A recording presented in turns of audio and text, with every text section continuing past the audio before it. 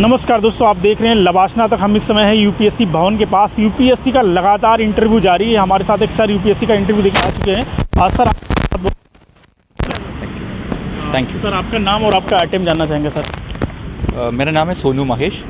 और next question समझा नहीं मैंने आपका। सर आपका अटेम्प्ट प्रयास क्या है? मतलब ऑप्शन नहीं, आप अटेम्प्ट हाउ मनी अटेम्प्ट? ये मेरा 4th अटेम्प्ट है। अच्छा ओके सर, आपका ऑप्शनल सब्जेक्ट क्या था? ओवरऑल आपका इंटरव्यू कैसा रहा? इंटरव्यू तो अच्छा था because members are very cordial. और क्वेश्चन तो काफ़ी पूछा, मतलब ऑलमोस्ट सारे मेंबर्स ने पाँच छः क्वेश्चन पूछा और काउंटर क्वेश्चन भी था, डिस्कशन भी था। But overall it was a very wonderful experience.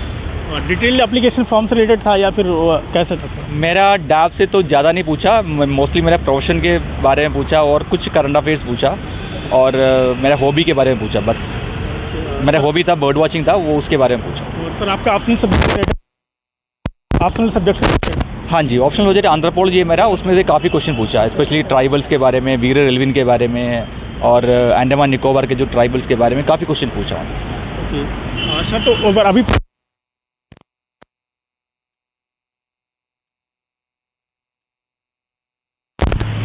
यार प्रीलिम्स जो है उसके अंदर आपको प्रिपेयर करना है according to demand of the UPSC exam. तो इसमें आपको मतलब बेसिक जो रिक्वायरमेंट्स है वो पूरा करना है पहले ही। तो बेसिक रिक्वायरमेंट ये है कि पहले तो आप एनसीईआरटीज़ स्टार्ट कर लो। पहले आप फेमिलियरिटी बना लो एग्ज़ाम का, क्या क्या क्वेश्चन कैसे आ सकता है। स्पेशली आपको पीवाईक्यूज़ और सिलेबस दे के पहले अपना फेमिलियरिटी बना लो। फेमिलियरिटी के बाद आप अपना स्टैटिक टेक्स्ट बुक्स शुरू करो, लाइक एनसीईआरटीज़ हो गया और 1 or 2 रेफरेंस बुक्स हो गया, वो शुरू करो। Once that is over then you can go to the reference books. Along with that you cover the current affair, daily newspaper पढ़ लो। उसके अंदर भी प्रीलिम्स से काफ़ी क्वेश्चन आता है और इवन मेंस का भी ऐसे क्वेश्चन डायरेक्टली आता है। लाइक लास्ट ईयर में मेंस में भी क्वेश्चन आए थे directly from newspapers. So current affairs and the static books, ये दोनों अपडेट करके तो आपका प्रीलिम्स का क्लियर होने का चांस काफ़ी हाई हो जाता है। और सर सीसेट रहता है, उसके लिए क्या करते हैं आप, थोड़ा सा बताइए। यार सीसेट के लिए मैं ज़्यादा कुछ नहीं, because I am good in maths, तो मैं गुड इन इंग्लिश ऑल्सो। तो मुझे अभी तक कोई प्रॉब्लम नहीं हुआ सीसेट का, बट आई नो कुछ बहुत सारे लोगों को है। उसके लिए तो यार I am not the best person to guide, क्योंकि मैंने कुछ कोचिंग तो किया नहीं। बट सी प्रैक्टिस वही होगा, मतलब इसका सोल्यूशन। प्रैक्टिस करो क्वेश्चन और you can even select your best area also. Like कुछ लोग इंग्लिश अच्छा होता है, कुछ लोग मैथ्स अच्छा होता है। तो इवन वन एरिया फोकस करेगा तो भी पास हो जाता है। ठीक है, सीसेट का कुछ एरिया होता है ना, तो पास हो जाता है। मेंस के लिए आपने प्रीलिम्स कितने क्वेश्चन आप जीएस में लगाते हैं और सीसेट में कितने लगाते हैं, थोड़ा उसके यार see it all depends on your see. मैं मेरा बता दूंगा।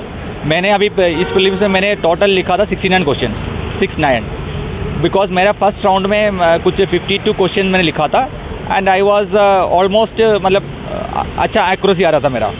सो I was about to know कि मैं इसमें से कुछ 50 क्वेश्चन तो पक्का क्लियर होना ही होना है। सो देन मैंने थोड़ा कॉशियसली मैंने बाकी अप्रोच किया and I reach to 69 question, because मुझे पता था कि ऑलमोस्ट मेरे 100 के आसपास आ जाएगा। सीसेट मैंने कुछ 42 क्वेश्चन आसपास लिखा था एंड मुझे कुछ 36 आसपास ठीक था मतलब। और टोटल टेस्ट सीरीज कितने दिया था सर आपने? यार मैंने प्रीलिम्स का मैंने कम से कम 8-10 टेस्ट सीरीज मैंने किया था, इंक्लूडिंग विशन किया था और कुछ केरला बेस 2-3 कोचिंग इंस्टीट्यूट का किया था और कुछ अवेलेबल जो पुराने क्वेश्चन पेपर वो भी मैंने किया था। तो all total about 8 to 10 test series मैंने कम्प्लीटली किया। सर मेंस के लिए कैसे रही आपकी? मेंस के लिए क्या? मेंस के लिए तो यार देखो, प्रीलिम्स और मेंस का है कुछ एरिया जो है ओवरलैपिंग होता है। Almost we can say 60% are overlapping. Now coming to mains exclusive part, one is the modern history the world history, that is the exclusive part. Geography में भी कुछ एरिया होता है, लाइक रिसोर्स ज्योग्राफी वगैरह, वो अलग से होता है। तो इसके लिए अलग से पढ़ना पड़ता है। इसके लिए अलग से पढ़ लो, अपना नोट बना लो। और इवन IR इंटरनेशनल रिलेशन होता है ना, उसमें भी आपको अलग से नोट बनाना पड़ेगा। फिर आपका एथिक्स वाला, वो अपना अच्छा सा नोट बना लो। Make a good note of about 50 pages, 40 to 50 pages, so you can revise very easily also with lot of example, lot of codes, lot of fingers, names and all this things. अच्छा से note बनाना है। Mains का सबसे important है कि if your notes is very good, notes are very good, आपको quickly revision कर सकता है। You can write more questions, you can refine more questions.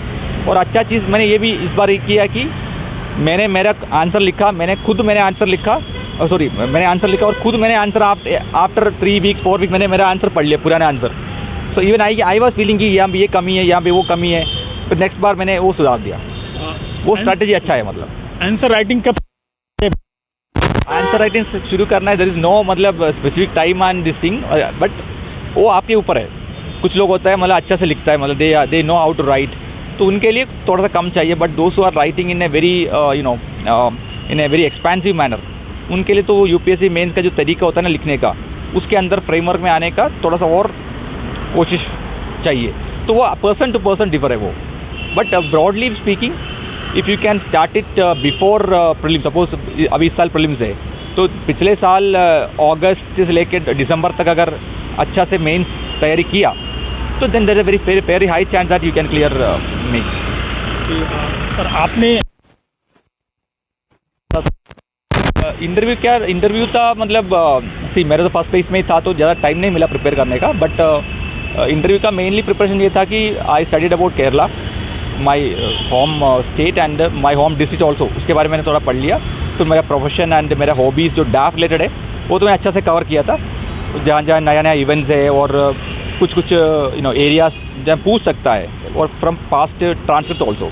तो मेनली इंटरव्यू का 2 तरीका होता है, transcript analysis, probable questions, plus नया नया जो चीज़ हो रहा है हैपनिंग. आज भी मेरा कुछ आर्कियोलॉजी के बारे में नया नया क्या क्या है वो पूछा था मतलब.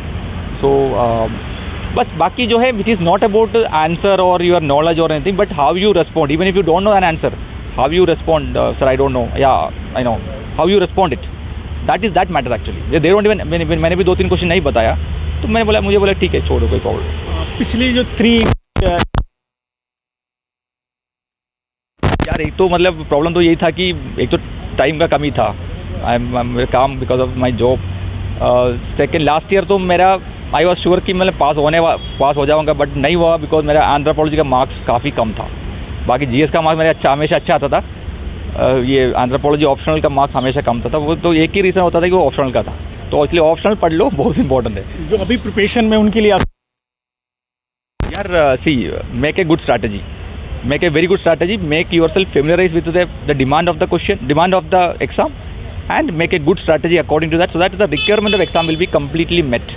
Okay, and take it as a mission, do like a very disciplined mission mode approach, and once you do it in a very professional, precise manner, nobody can stop you from clearing this exam.